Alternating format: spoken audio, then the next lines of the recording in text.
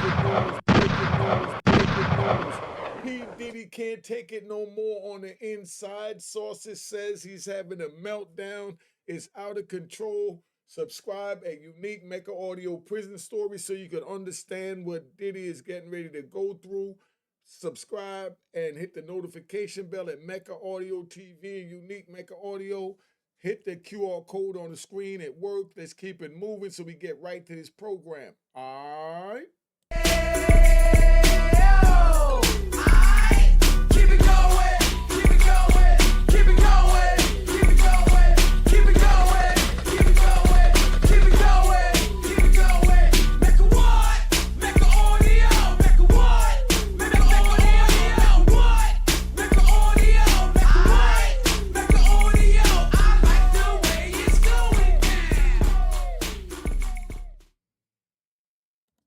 All right, you know what it is. Unique Mecca Audio, man. We here.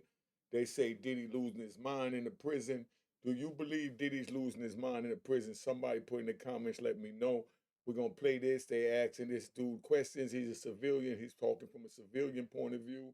I'm talking about from a street point of view. So I'm talking about where Diddy was from and raised point of view. And I'm talking about where this man was raised. Let's keep it going. All right. So the testimony, I think this is going to be huge, something we've talked about, and it's really highly anticipated because they're the ones who were victims in this situation. Is the defense really going to attack that? The fact that these people are bearing all, it's probably going to be very emotional for them or very difficult to talk about on a public stage. Do you think that's something that the defense is really going to focus on? I think so. We know, at least in the civil complaints, one of the defense strategies has been to out the victim. Some of them want to remain anonymous, right? And the defense, in almost every case, has filed a motion to unmask the identity of the accusers because they think, on the defense side, that maybe people will be more hesitant to come and talk about their sexual assault or sexual abuse at a very public trial. And it's hard for All right, that's a bunch of crap. I think that's a bunch of crap. Bottom line is these people, as they coming in, they're gonna tell the best story of their lives. They're gonna really sell this thing. That's their job. That's their motivation because they also have a civil suit. Let's keep it 100. So this is their grand stage to perform to them getting the bag. So this is to get the ultimate payday. So do you think they're gonna go up there sidestepping and forgetting this or that, or just making up a sensational story that just blow the jury's mind, and then take everything that they said at the criminal trial over to the civil trial and say, I testified, this is what happened, I'm emotionally broke, give me my bag, whether I'm telling the truth or not. Don't know, not saying, but just letting you know this is how this is going to be played out. That's all this is saying. Nothing more, nothing less. victims of abuse. So I do think the defense is banking on that. And we know that some of these acts happened years, sometimes even decades ago. So they're going to point out inconsistencies in any statements that they're making and argue that this shows that they're lying. And we've already seen it with a couple of the victims who have given statements already to the media. One was an interview with CNN. Another victim gave an interview with NBC. That victim, of course, being the Alabama woman who accused both Diddy and Jay-Z. And after those interviews, the reporters and the media outlets saw some inconsistencies, things that were incorrect in terms of maybe the dates or the locations of where things happened. And I think the defense is going to use that to say, well, these people aren't mistaken. They're outright lying. And the reason they're lying is they want fame, they want money. So we're going to see a very aggressive cross-examination in this case, Sierra. Is anything wrong with aggressive cross examination to point out the discrepancies? Put it in the comments. Do you think it's unethical? Do you think it's not allowed? Do you think it's cheating? Whatever you think it is, or if you think it's allowed, put it in the comments. The story that you brought up about Jane Doe, the woman who's accusing Diddy and Jay-Z from back in the year 2000 when she was 13 years old, that one's huge because a judge in that case just ruled she could remain Jane Doe. So for now, at least, we don't know her name. If that's the case for some of these people that the government is going to call, how will Diddy's team prepare for cross-examination if they're not sure exactly who they are or what the experience was? So it's a little bit different in remaining anonymous in a civil case. Ultimately, if a case does go to trial, that victim will have to take the stand and testify in a public courtroom. Now, with respect to what the government is going to do in the criminal case, right? The government is not going to call more than 100 victims. That just doesn't make sense, right? The government is going to pick maybe their 5 to 10 best victims. Obviously, we know the best of all is going to be Cassie Ventura, just because there's a video and she was with Diddy for more than a decade. So she's their star witness. But after that, you want some other victims who are telling the same story of physical and sexual violence. So they're going to want victims that they think are telling consistent cases, victims that won't be beat up too much on cross-examination. Maybe that's a bad pun to use, but someone that can withhold the very aggressive attacks. I mean, we've seen just the filings in these cases, how aggressive both Combs and Jay-Z's lawyers have been when it comes to going after these victims. So you want to make sure that if you're a prosecutor, hey, this is someone that's going to hold up, because the entire case really comes down to this victim testimony. I mean, obviously, to the extent that there's video evidence, that's great. That's the best of all, because video doesn't lie. But we're talking about sex acts that happen behind closed doors. So we really need the individuals who participated in them to come and tell their story to the jury. So I think the prosecution, like I said, is going to have maybe 5 to 10 of their best witnesses. So they're going to have to disclose those witnesses to the defense and any prior statements that they've made. Obviously, there's one-way disclosure in criminal procedure. The defense doesn't have to do anything. The prosecution has to give over those names, give over those statements, so the defense will absolutely have the opportunity to prepare for the cross-examination. We've talked about what we expect from both sides. The fact that Diddy's team is going to say, yeah, we had these freak offs, but they were consensual. And then, as you just mentioned, the incredible testimony we can expect from the prosecution, these witnesses that were involved. So that's kind of what we can expect in May when it comes time for trial. But as of now, what are these federal prosecutors doing to prepare and make sure they have an airtight case? They're really preparing those witnesses, and they're trying to establish one of three things. The difference between sex trafficking and consensual sex is force, fraud, or coercion. They are going through their victims and they're saying, how can I establish force? How can I establish coercion? Probably not so much fraud, right? Because ultimately, this case is about sex trafficking. You know, there's prostitution counts, and prostitution is different. Prostitution just means that the sex happened, but there was an exchange of something of value. But the feds aren't trying this case to convict Diddy of prostitution. They want to get to sex trafficking.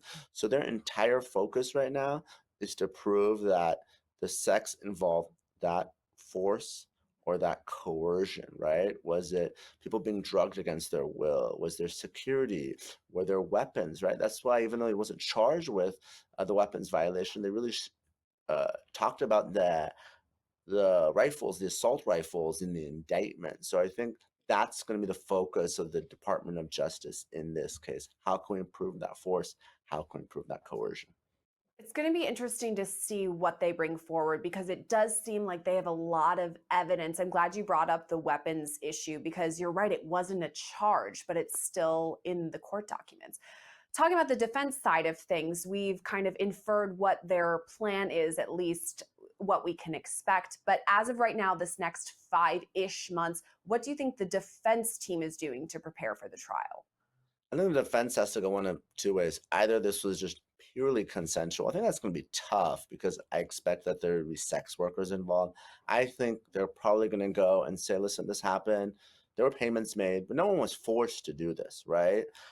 Prostitution is common in every state in this country. And yeah, there were prostitutes there and they were paid. But no one was forced. No one was coerced to do this. They did this voluntarily. They did drugs, they partied, and they had sex. It's a tale as old as time. And I think that's what the defense is likely going to argue in this case. I think a question on everyone's mind is, what kind of story is Diddy going to tell? Because we haven't heard much from him since his arrest, or even since the federal raids, which kind of gets me thinking, could P Diddy take this stand? Is that something he would do? Obviously, it's up to him himself, the defendant in the case. But what do you think? Do you think that would be strong for the defense, or not a great idea? I don't think it's a good idea, because the video, especially the 2016 video of him beating Cassie Ventura, is so bad. He's going to get destroyed on cross-examination. If I'm defending this case, and I wouldn't defend this case, a very difficult case, but if I were, I would just focus on going after the victims and cross-examining them. I think that's the only chance that Combs has. Because once you take the stand, the entire case comes down to the defendant's testimony. It's a very risky proposition in a case like this where there's so much evidence against him. As you pointed out, though, there are decades of accusations against P. Diddy, so he would probably have to go back into his brain. Okay, this was the year 2000. Here's what happened. I mean, I think you're right. I don't think we're going to see him on this stand. I am wondering, though, if we're going to see other celebrities on this stand. Jay-Z is a name that we've recently heard in that Jane Doe filing, the woman we were just speaking of. She now named Jay-Z as one of the alleged rapists. Could we hear from him or other high-profile witnesses? It's certainly possible. Anyone that attended one of these freak-offs, and certainly if they participated in it, should absolutely have their lawyer on speed dial because they can be called as a witness. And, Jay-Z's been identified. There's been Celebrity B, who's also named in that same civil complaint as a witness. So I think we're going to hear more and more names. Obviously, there's a lot of rumors and speculation out there. I don't want to repeat that, but I believe where there's smoke, there's fire. And I expect there to be more celebrities named in civil lawsuits soon.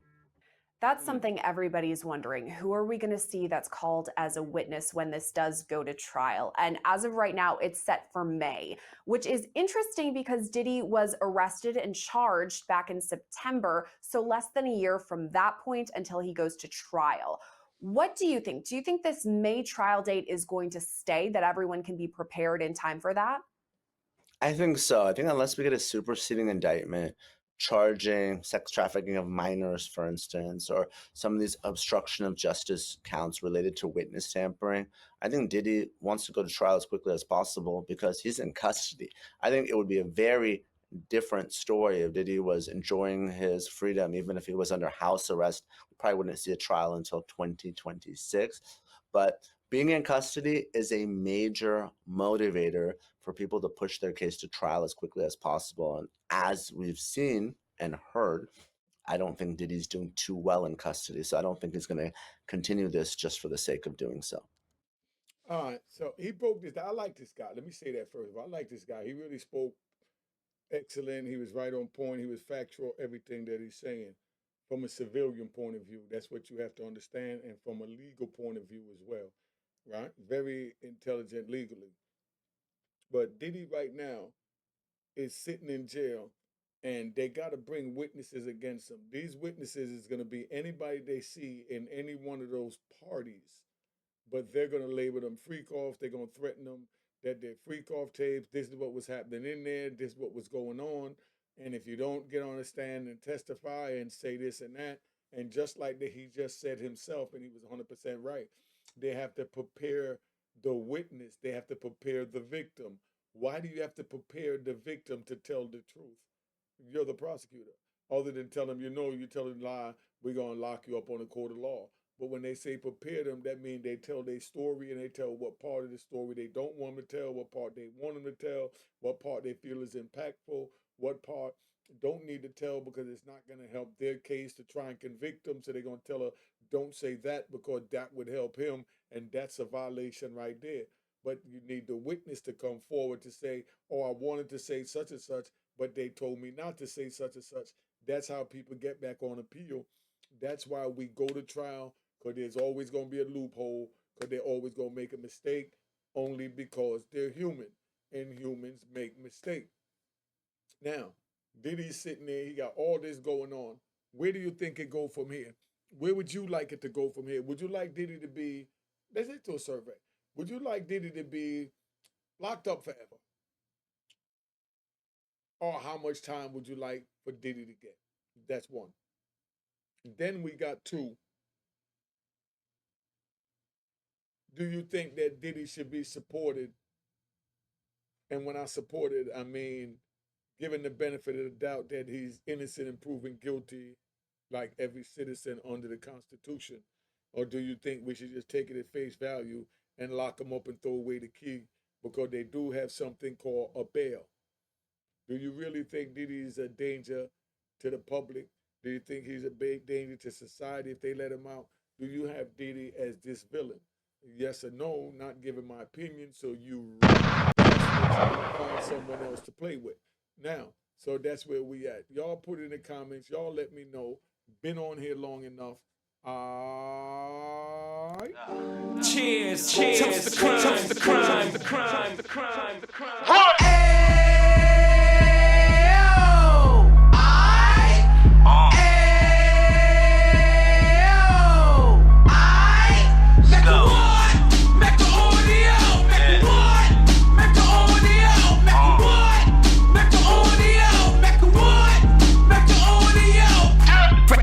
Out the can of 26, he back on the strip, getting back in the mix. What he mentions a gift. You stand up 10 toes down, and I suggest you pay attention to this.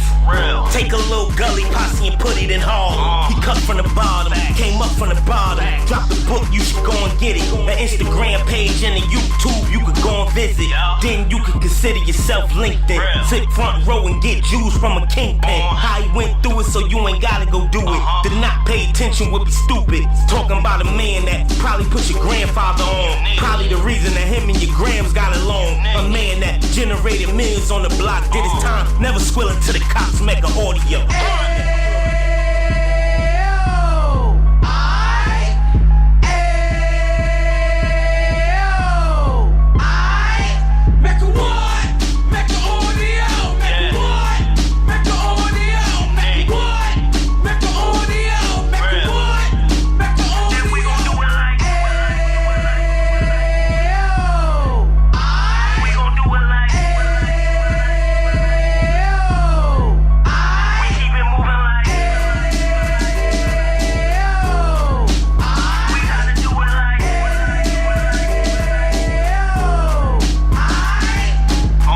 Get it live like 2 G's in the 90s. Drop top beamer so shiny. I let shorty go, she was whining. Treat her like my past, she behind me. Spin a couple bands on the Dapper Dan. You eat back again, getting green like a Packers fan. No cap, it's a roaring uptown. Baby horn uptown, Dominican bust downs. Now we on the positive, we got a lot to give. Now he trying to stop the kids from being inoperative. So take heed, homie, lend a ear. He started in uptown, he gon' finish dead. But now it ain't about selling drugs, buying cars. It's about buying property to make the community yard, so we can get back to the cheers, cheers, toast the crime, the crime, the crime, the crime.